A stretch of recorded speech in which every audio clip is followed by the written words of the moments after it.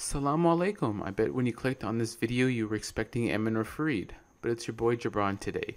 This video required a little bit of philosophy, which just so happens to be my specialty. Today I'm going to go over Ridwan's response and why he thinks Islam forbids pork, and why this shows that Ridwan lacks basic reading comprehension skills, and how he has no idea how moral reasoning works. But they won't eat pork. But why is that so? Please enlighten me, Ridwan. Well, the shortest and quickest answer would be, How about instead of giving us the shortest and quickest answer, just give us the correct one? because the Quran says so. In chapter 16, verse 115, it says, "He has only forbidden to you dead animals, blood, the flesh of swine, and that which has been dedicated to other than Allah." If you ask for a reason, the Quran only says in chapter 6, verse 145, that it is impure. Well, it's only been 1 minute in the video and AP has already contradicted himself. First, he states that the reason why the Quran forbids pork is because the Quran says so. But then the very next second he quotes an ayah that tells you the reason why pork is forbidden is because it is impure. There's no other reason given, and a Muslim is supposed to accept the Quran's rulings without any questions and say, "We hear and we obey." Sounds very mindless, doesn't it? Let's concede for a moment and agree that there is no deep meaning behind this prohibition. Does it therefore follow that it is morally permissible to eat pork? Of course not. Any system of ethics is going to have moral judgments that are simply given. As atheist professor Walter Synod Armstrong explains, the most common way to choose among moral theories is to test how well they cohere with our intuitions or consider judgments about what is morally wrong and right. What Armstrong is trying to tell us here is that most ethicists formulate their moral theories based on their intuitive judgments. What exactly is the intuition? Intuition is the knowledge we have that doesn't require any arguments or evidence or proofs. Likewise, the Islamic ethicist is doing nothing different than what the secular ethicist is doing. It's just that instead of relying purely on our intuition, the Islamic ethicist is also adding divine commandments into the picture. Thus, Ridwan's criticism is not only aimed at Islamic ethics, but ethics in general. Isn't it obvious? It is forbidden because pigs are very dirty, filthy animals. Ridwan later goes on to say that the reason why the Quran forbids pork is because they are unsanitary animals. Of course, he never provides any proof or scholarly material or anything to back this claim up. Now, the only thing Ridwan uses to actually support his material is a Zakir Naik video and an article that he doesn't even provide citations to. Now, it needs to be said here that Zakir Naik is not an Islamic scholar or a philosopher or an ethicist. What Ridwan fails to understand is that popularity does not mean you are knowledgeable or an authority on the subject. This is a basic truth that Ridwan fails to learn. Now, the best case, Ridwan, you can possibly make is that the impurity in the Quran must refer to the uncleanliness of the animal. But the interesting thing about language is that it's very nuanced and that one word can have multiple different meanings depending upon the context. To give one relevant example, take the phrase "a dirty book." There are two possible meanings it could refer to. One is to refer to the uncleanliness of the book, and the other is to refer to the immoral content in the book. Now, suppose a friend came to you and said, "I found this dirty book that I spent the whole afternoon cleaning." Now, it is very obvious given the context that I am referring to the physical characteristics of the book.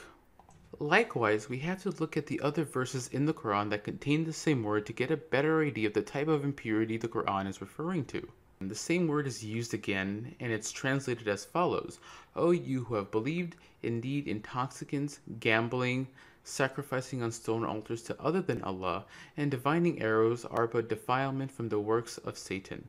So avoid it so that you may be successful." Notice that both gambling and fortune-telling are described as being impure. The same Arabic word is being used here. Now, common sense tells us that these two things are not consistent with AP's interpretation of impurity, and hence AP's interpretation falls flat in his face once you start applying that interpretation to verses outside the one he quotes. In fact, let us look at the academic literature on the subject.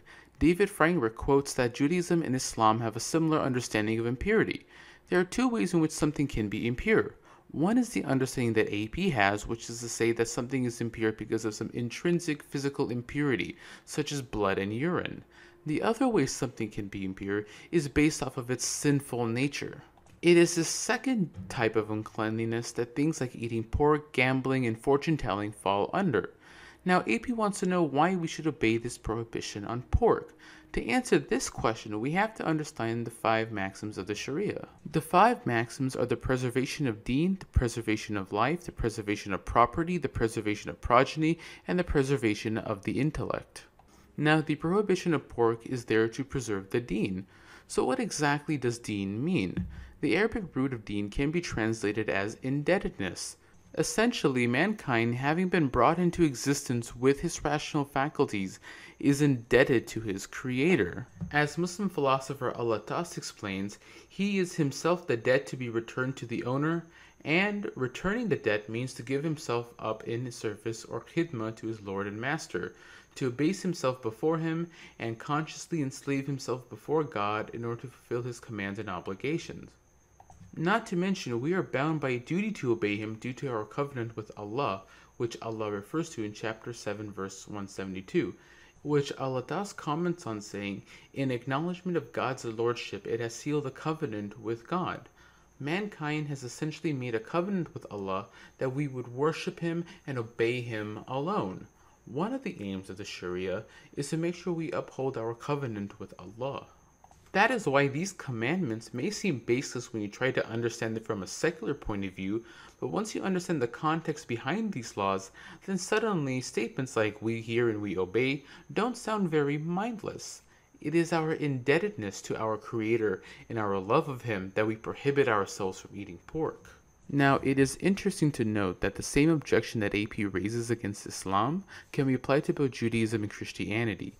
If these laws don't make any sense under Islam, then they don't make sense under the Judeo-Christian view, since the Torah also claims that pigs are unclean. Anticipating this objection, here is AP's response. The Bible says that eating pork is forbidden. But Christians are not bound by the prohibitions of the Old Testament. Christians are bound by the New Testament, by which Jesus said upon the question why he eats defiled food, "Are you so dull? Don't you see that nothing that enters a person from the outside can defile them? For it doesn't go into their heart, but into their stomach, and then out of the body. What comes out of a person is what defiles them." Now, I have 2 responses to AP's response. It is virtually agreed upon by all Christians that God cannot make an error, and since the Torah is from God, and God has claimed that pigs are unclean, then if that is a mistake, then Christianity cannot be true. And second, the quote that Ridwan uses does not deny that pork is unclean. And so if Jesus is God, and God is agreeing that pork is unclean, and since pork is not unclean, then God has made an error. Thus, if you are a Christian or a Jew, then you should also be against AP's argument. I am no Christian, but again I have to agree with Jesus here. Oh, so you agree with Jesus that pork is unclean? Well, that was quick. Thanks for wasting all of our time. They often ignore, mostly due to ignorance, that pork is not the only thing that is forbidden in the Bible. The Bible prohibits the eating of animals that either only chew the cud or only have a divided hoof. Chewing the cud means chewing food that comes back from the stomach, as cows do, for example. The Bible then lists the camel, the hyrax, and the rabbit. Then it also lists the pig. It goes on counting birds, insects, and sea animals, but let's focus on the main animals listed first. Islam allows camel and rabbits, although the Bible forbids it. The Quran only bans the pig selectively.